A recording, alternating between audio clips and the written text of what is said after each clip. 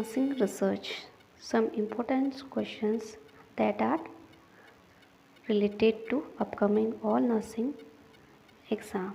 First questions है scientific approach and data collections are known as research. Next questions, ultimate purpose of nursing research is to improve the care of patient. Next questions, importance of research in nursing, evidence based nursing care. जो nursing में क्या है research की जाती है उसका main importance क्या है, evidence based nursing care. Next questions, principle of ethics in nursing research include beneficence, respect for human dignity. Next questions, researchers should ensure that participants under the study must given informed consent. Next questions है, before the research products in nursing is initiated, it is essential to select a problem. Next questions, a statement of the predictive relationship between two and more variable in research study is called. जब दो और दो से अधिक variable के बीच में relationship predict किया जाता है रिसर्च में तो उसे हाइपोथेसिस कहा जाता है. ठीक है. Next question, null hypothesis also known as, जो नल हाइपोथेसिस है उसको स्टैटिकल हाइपोथेसिस भी कहा जाता है. ठीक है. नेक्स्ट क्वेश्चन है, fact generated otherwise fact generally accepted as true are known as assumptions. For example, God around the universe. ठीक है. नेक्स्ट क्वेश्चन है, blueprint plan of research study is known as research design. किसी भी study को करने जा रहे हैं रिसर्च स्टडी को, उससे पहले हमें एक फ्रेमवर्क फॉर्म करते हैं. ठीक है. नेक्स्ट क्वेश्चन है, टू टाइप ऑफ रिसर्च. दो टाइप की रिसर्च होती है, एक बेसिक रिसर्च, एक अप्लाइड रिसर्च. जो बेसिक रिसर्च होती है without specific problem in the mind. ठीक है. इसमें कोई स्पेसिफिक प्रॉब्लम लेके नहीं चलते हैं माइंड में जब भी करने जा रहे होते हैं. लेकिन अप्लाइड रिसर्च में क्या होता है, इसके opposite, it perform for functional purpose and practical uses. इसको जब हम करने जा रहे होते हैं उससे पहले हमारे एक प्रॉब्लम लेते हैं, हम उस प्रॉब्लम का क्या पर्पस है और इसका प्रैक्टिकल यूज़ क्या होगा, इसका सॉल्यूशन है वो माइंड में सेट करके हम कोई भी रिसर्च स्टार्ट करते हैं. ठीक है. नेक्स्ट क्वेश्चन है, research approaches. There are two research approaches. First is qualitative, second is quantitative research approaches. ठीक है. Now qualitative research also further divides 5 types: phenomenological research, grounded theory, ethnography, historical and action research. This is qualitative research types. ठीक है. Next है quantitative research. Quantitative research is inductive process. Inductive process is it is constantly reform during the course of study. ठीक है. इसमें क्या है, पूरी study के दौरान हम इसमें चेंजेस कर सकते हैं. But quantitative research, this is deductive process. Deductive process is it is does not change during the course of study. इसमें हम स्टडी के दौरान कोई भी चेंजेस नहीं करते हैं. ठीक है. नेक्स्ट है qualitative research. Qualitative research 3 design: experimental research design, non experimental research design and quasi experimental research design.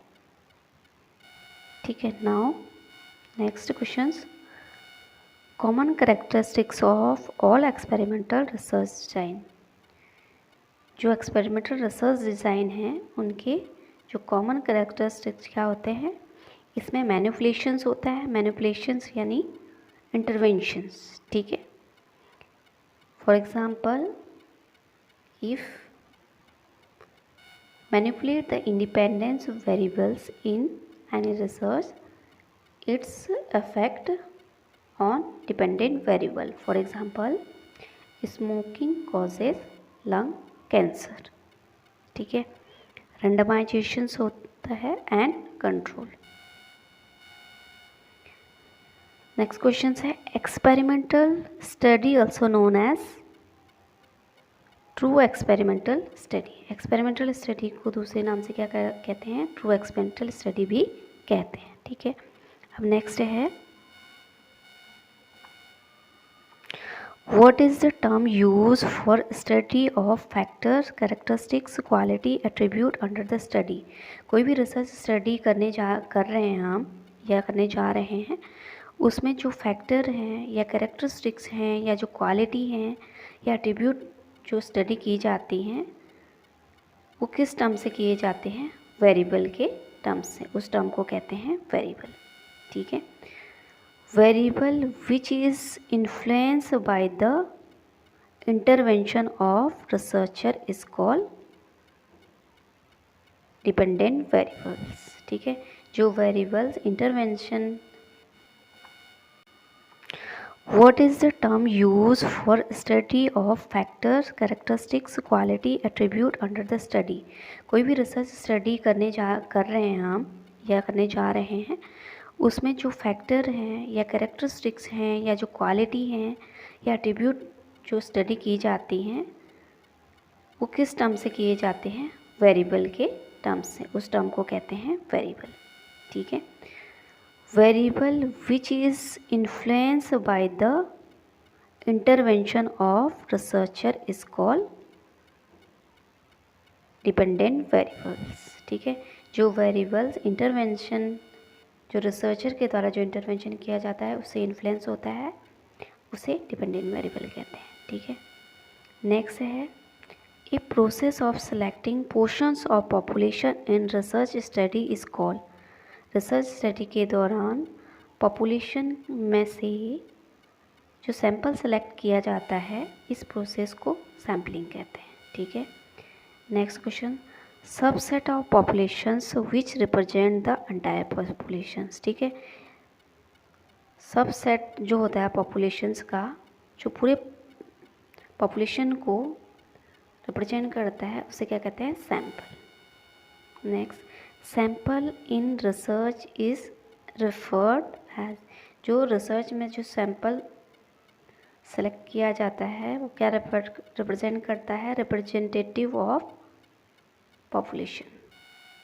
Next question, multi stage sampling is also known. जो मल्टी स्टेज सैम्पलिंग होती है उसे क्या कहते हैं, क्लस्टर सैम्पलिंग भी कहा जाता है, ठीक है। नेक्स्ट क्वेश्चन है ऑफ टाइप्स ऑफ सैम्पलिंग, ठीक है। जब भी हम जो सैंपल कलेक्ट करते हैं वो दो टाइप से हम कर सकते हैं, एक प्रोबेबिलिटी रैंडम टेक्निक के द्वारा, दूसरा नॉन प्रोबेबिलिटी टेक्निक के द्वारा।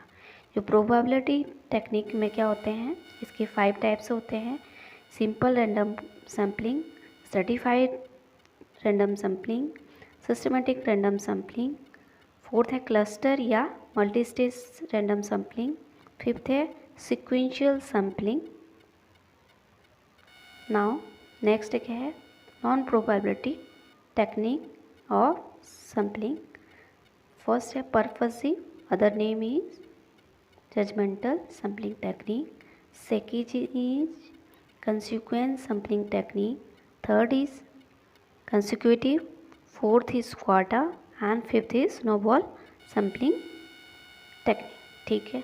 now